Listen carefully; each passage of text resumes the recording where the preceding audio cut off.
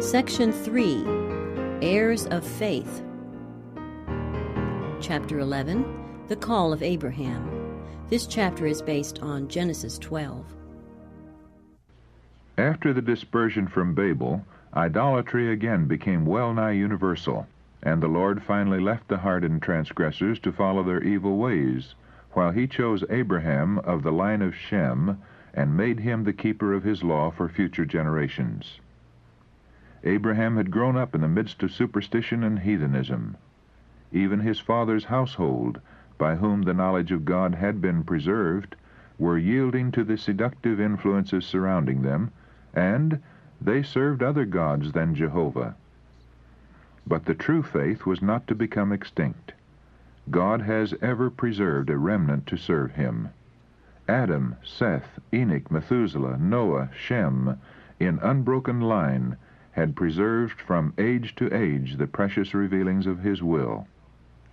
The son of Terah became the inheritor of this holy trust. Idolatry invited him on every side, but in vain. Faithful among the faithless, uncorrupted by the prevailing apostasy, he steadfastly adhered to the worship of the one true God. The Lord is nigh unto all them that call upon him, to all that call upon him in truth. Psalm 145, verse 18. He communicated his will to Abraham and gave him a distinct knowledge of the requirements of his law and of the salvation that would be accomplished through Christ. There was given to Abraham the promise, especially dear to the people of that age, of a numerous posterity and of national greatness. I will make of thee a great nation. I will bless thee, and make thy name great, and thou shalt be a blessing. And to this was added the assurance, precious above every other to the inheritor of faith, that of his line the Redeemer of the world should come. In thee shall all families of the earth be blessed. Yet, as the first condition of fulfillment, there was to be a test of faith. A sacrifice was demanded. The message of God came to Abraham, Get thee out of thy country, and from thy kindred, and from thy father's house, unto a land that I will show thee.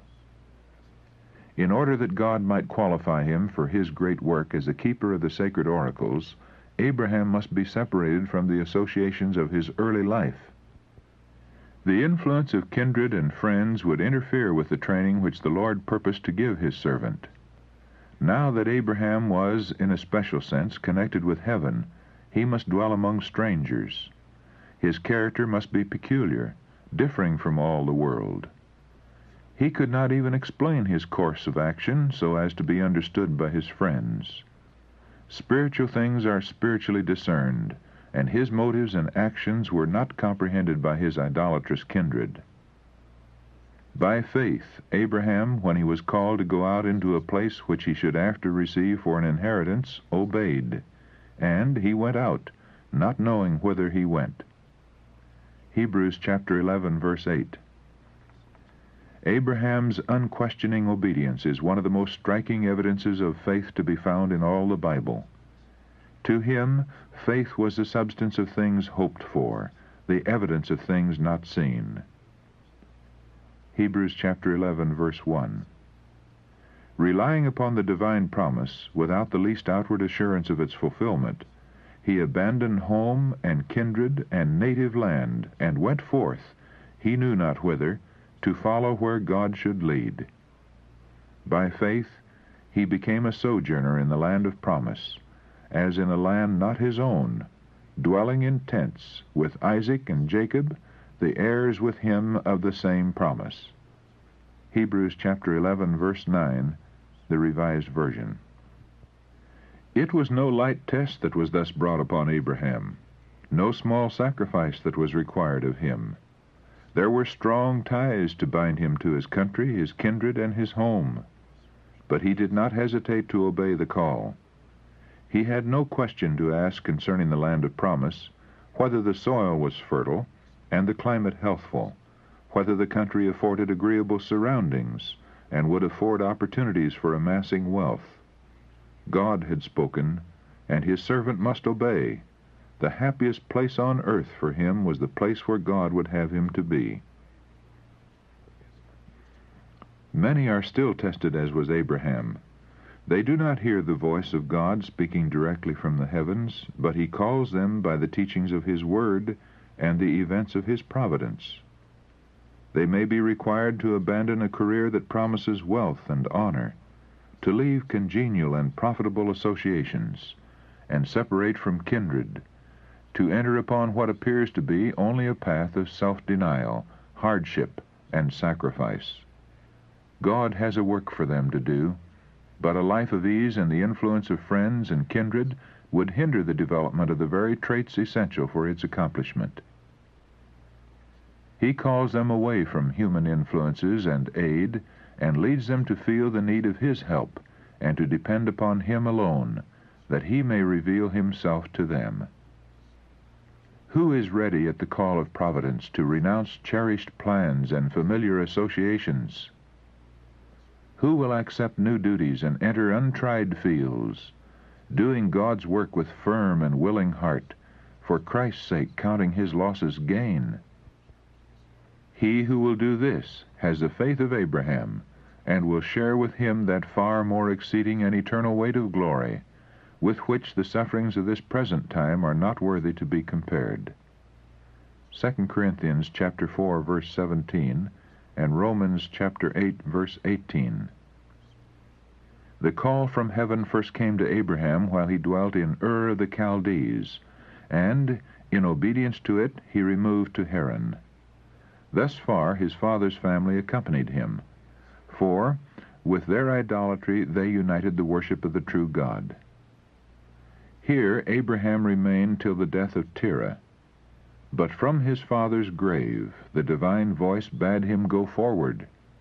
His brother Nahor with his household clung to their home and their idols. Besides Sarah, the wife of Abraham, only Lot, the son of Haran, long since dead, chose to share the patriarch's pilgrim life. Yet it was a large company that set out from Mesopotamia. Abraham already possessed extensive flocks and herds, the riches of the East, and he was surrounded by a numerous body of servants and retainers. He was departing from the land of his fathers, never to return, and he took with him all that he had, their substance that they had gathered, and the souls that they had gotten in Haran. Among these were many led by higher considerations than those of service and self-interest. During their stay in Haran, both Abraham and Sarah had led others to the worship and service of the true God. These attached themselves to the patriarch's household and accompanied him to the land of promise. And they went forth to go into the land of Canaan, and into the land of Canaan they came. The place where they first tarried was Shechem, under the shade of the oaks of Moreh, in a wide, grassy valley, with its olive groves and gushing springs between Mount Ebal on the one side and Mount Gerizim on the other. Abraham made his encampment.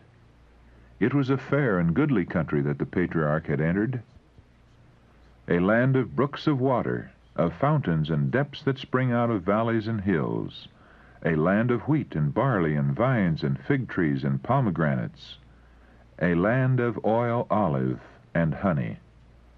Deuteronomy chapter 8, verses 7 and 8.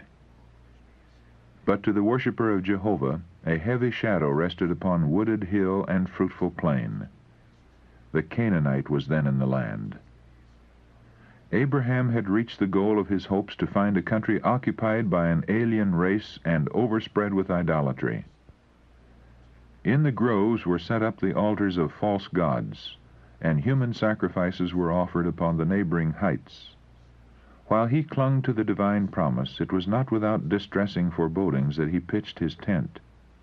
Then the Lord appeared unto Abram, and said, Unto thy seed will I give this land. His faith was strengthened by this assurance that the divine presence was with him, that he was not left to the mercy of the wicked.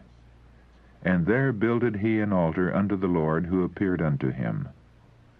Still a wayfarer, he soon removed to a spot near Bethel, and again erected an altar, and called upon the name of the Lord. Abraham, the friend of God, set us a worthy example. His was a life of prayer. Wherever he pitched his tent, close beside it was set up his altar, calling all within his encampment to the morning and evening sacrifice. When his tent was removed, the altar remained. In following years there were those among the roving Canaanites who received instruction from Abraham, and whenever one of these came to that altar, he knew who had been there before him, and when he had pitched his tent, he repaired the altar, and there worshipped the living God. Abraham continued to journey southward, and again his faith was tested. The heavens withheld their rain, the brooks ceased to flow in the valleys, and the grass withered on the plains. The flocks and herds found no pasture, and starvation threatened the whole encampment. Did not the patriarch now question the leadings of providence? Did he not look back with longing to the plenty of the Chaldean plains? All were eagerly watching to see what Abraham would do, as trouble after trouble came upon him. So long as his confidence appeared unshaken, they felt there was hope. They were assured that God was his friend, and that he was still guiding him. Abraham could not explain the leadings of providence. He had not realized his expectations, but he held fast the promise, "I will bless thee, and make thy name great, and thou shalt be a blessing." With earnest prayer he considered how to preserve the life of his people and his flocks, but he would not allow circumstances to shake his faith in God's word. To escape the famine he went down into Egypt. He did not forsake Canaan, or in his extremity turn back to the Chaldean land from which he came, where there was no scarcity of bread. But he sought a temporary refuge as near as possible to the land of promise, intending shortly to return where God had placed him. The Lord in his providence had brought this trial upon Abraham to teach him lessons of submission, patience, and faith, lessons that were to be placed on record for the benefit of all who should afterward be called to endure affliction. God leads his children by a way that they know not, but he does not forget or cast off those who put their trust in him. He permitted affliction to come upon Job, but he did not forsake him. He allowed the beloved John to be exiled to lonely Patmos, but the Son of God met him there, and his vision was filled with scenes of immortal glory. God permits trials to assail his people, that by their constancy and obedience they themselves may be spiritually enriched, and that their example may be a source of strength to others. "I know the thoughts that I think toward you, saith the Lord, thoughts of peace and not of evil." Jeremiah chapter 29, verse 11. The very trials that task our faith most severely and make it seem that God has forsaken us are to lead us closer to Christ, that we may lay all our burdens at his feet and experience the peace which he will give us in exchange. God has always tried his people in the furnace of affliction. It is in the heat of the furnace that the dross is separated from the true gold of the Christian character. Jesus watches the test.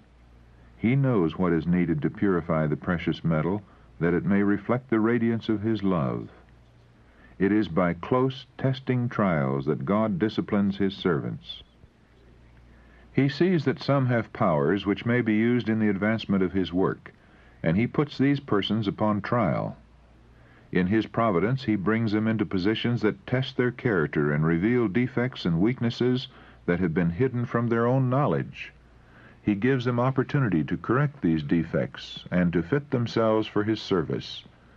He shows them their own weaknesses and teaches them to lean upon him, for he is their only help and safeguard. Thus his object is attained. They are educated, trained, and disciplined, prepared to fulfill the grand purpose for which their powers were given them. When God calls them to action, they are ready, and heavenly angels can unite with them in the work to be accomplished on the earth. During his stay in Egypt, Abraham gave evidence that he was not free from human weakness and imperfection. In concealing the fact that Sarah was his wife, he betrayed a distrust of the divine care, a lack of that lofty faith and courage so often and nobly exemplified in his life. Sarah was fair to look upon, and he doubted not that the dusky Egyptians would covet the beautiful stranger, and that in order to secure her they would not scruple to slay her husband. He reasoned that he was not guilty of falsehood in representing Sarah as his sister, for she was the daughter of his father, though not of his mother. But this concealment of the real relation between them was deception. No deviation from strict integrity can meet God's approval. Through Abraham's lack of faith, Sarah was placed in great peril. The king of Egypt, being informed of her beauty, caused her to be taken to his palace, intending to make her his wife.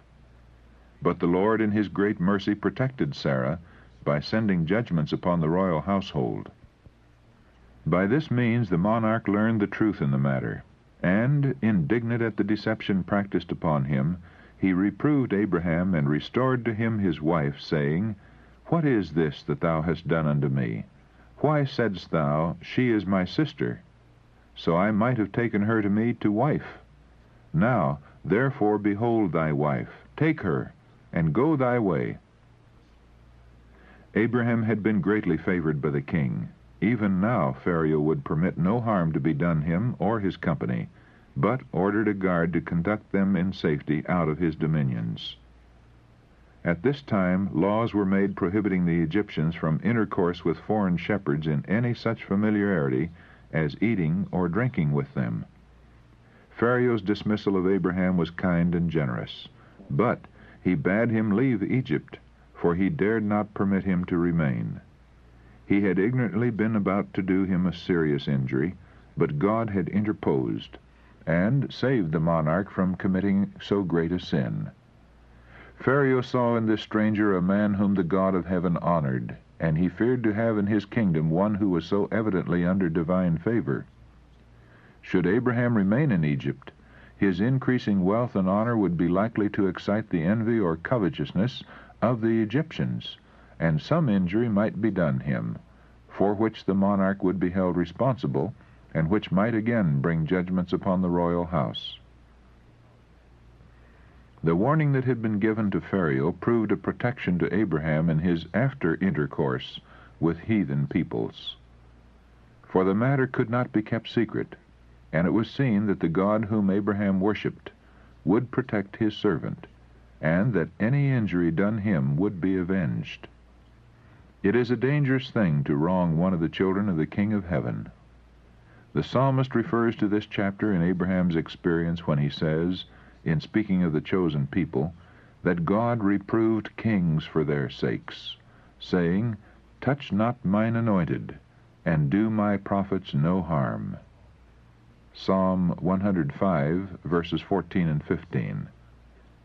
There is an interesting similarity between Abraham's experience in Egypt and that of his posterity centuries later. Both went down into Egypt on account of a famine, and both sojourned there. Through the manifestation of divine judgments in their behalf, the fear of them fell upon the Egyptians, and enriched by the gifts of the heathen, they went out with great substance.